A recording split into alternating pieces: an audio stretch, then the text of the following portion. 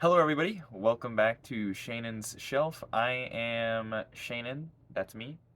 Pleasure to meet you, especially if it's your first time here. But, I've read some pretty good books this year. This has been a good year for me. I read a lot more this year, and the year's not even over, so thank goodness I'll have more time to read. But way more this year than I did last year, and that included some new authors. And I've read some good authors this year that I haven't read before, that is. Because, I did read some more like Tolkien and Sanderson this year that I've read before. And I've read some good nonfiction authors like Berdiev and Losiv that I've really, really liked. But I guess talking about fantasy authors mostly, or I guess perhaps just fiction in general. I've read DJ Butler, Scott Oden, Michael Moorcock, all for the first time this year, and hopefully I'll be reading more from those guys in years to come as well. But I recently finished a book from another author that I read for the very first time this year, and it was amazing. I loved it. But first off, since it is Halloween, I'll show you my costume real quick. I'm a carton of milk. So I have kids, so I figured, they're just going as like a little cowboy and princess, specifically Princess Aurora from Sleeping Beauty. But my wife and I got costumes too, just like these dinky little cheap ones or whatever. But I'm a carton of milk and she's a cookie, so we're milk and cookies. But you know, going for the spooky season, this is terrifying, isn't it? Right? I don't think my kids are old enough to care about their dad being in a milk carton, but I think it's glorious. Hope you guys like it. I'm not gonna wear it for the rest of the video though. I'm gonna take it off. So, stop the video, pause the video, get a good look. Yeah, 100% natural. That's me. Let's go. Okay, we're back. Hope you didn't mind the detour. But the author that I am thinking about, talking about, is Gene Wolfe, the one and only, right? So I know that his Book of the New Sun, Book of the Long Sun, Book of the Short Sun, and all these other things. I think Book of the New Sun's probably his most famous. It's the one I've heard about the most. That I've been aware of that for a few years. In fact, that's how I've been aware that Gene Wolfe was a person who ever existed. And I was planning on reading that at some point, and I think I'm planning on reading that even sooner now.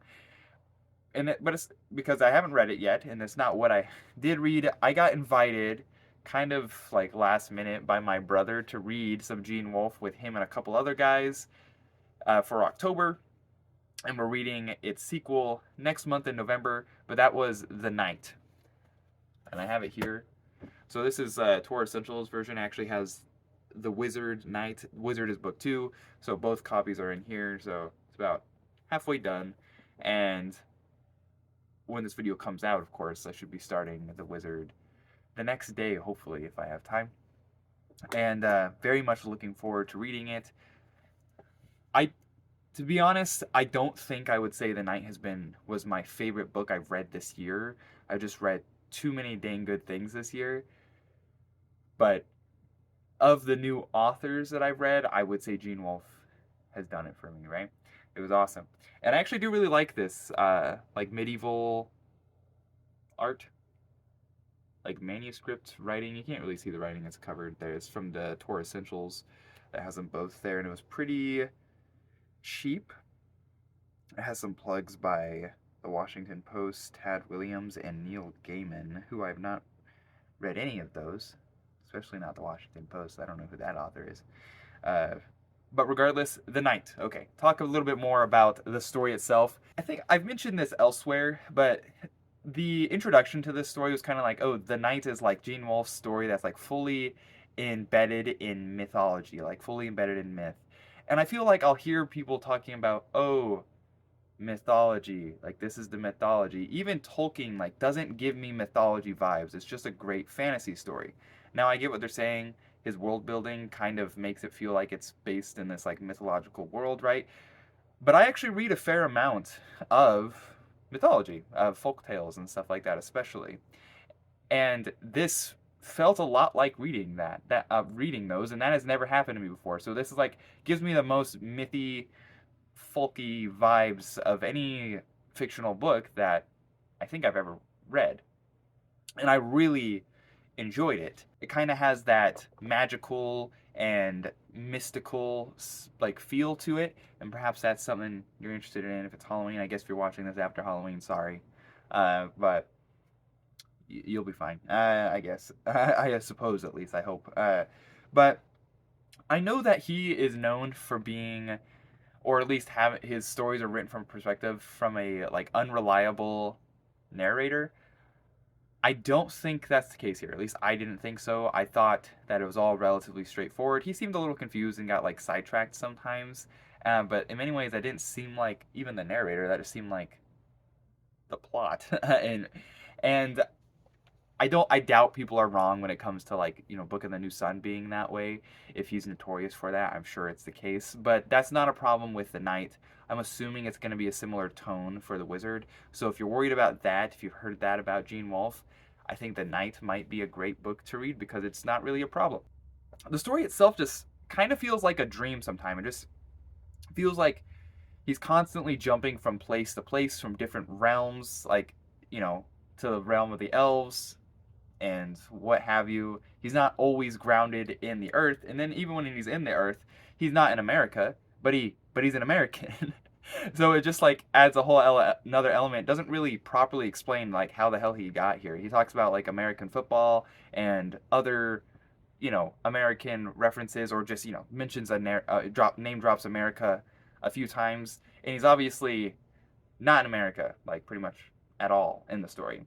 And he goes into these other realms like Elfreece. I'm not sure if I'm saying that correctly, but whatever. And ends up in Sky at some points, and even below Elfreece. And it's just, and Midgarter is like the base that he's in. It's like, well, where is like actual Earth in relation to all this? I don't know. He doesn't really explain that. I don't really care in many ways. It was super interesting in the fact that like he somehow like I accidentally left America, but he doesn't ever accidentally get back. He like accidentally goes to Elfreece like all the time, pretty much, and that largely comes down to him being more magical because it does not seem like that is a normal thing for most humans in Middle Earth. Is that they don't just accidentally fall into a different realm where there's a lot of elves, and he's like buddies with elves and stuff like that, but he never accidentally falls back into America. And now it seems like again part of it is his memory has been wiped a little bit. But and I should also name drop him. That is Sir Abel of the High Heart. Don't know what his real name is, but that's the name he's given when he arrives, at least from what he remembers. When he wakes up with essentially a witch, I guess. But he's also got like some of the characters are like super cool. There's a lot of characters that kind of just get introduced and then they're just gone like pretty quick. Two words that I think definitely describe the story for me are ethereal and ephemeral. Like just kind of this mythical, poetic aesthetic feel that I get from it, but it's just he's constantly moving. It doesn't seem like he's in the same setting for too long. He constantly shifts. I guess in many ways you could probably count like, oh, he's here with Bold Berthold for like, I don't know, 50 pages or something like that. But it just feels like he's constantly going to different realms, doing different things. He is a wizard. I guess second book will be more about that. He doesn't really do his like use magical powers or anything, but he's just it seems like he gets his posse together in many ways because he is magical. Now, there are non magical parts to that. I think lots of people automatically seem to really dislike him, and some people really respect him.